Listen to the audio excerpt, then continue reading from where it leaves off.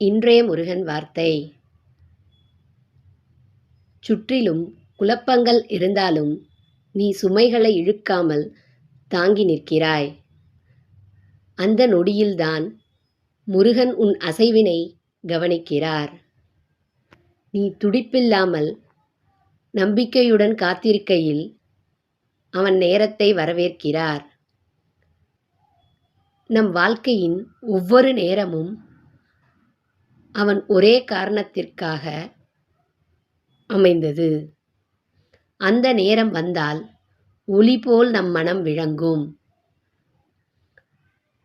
அப்பொழுது நமது வாழ்வின் சுவடுகளும் முயற்சிகளும் வெற்றி அடையும்.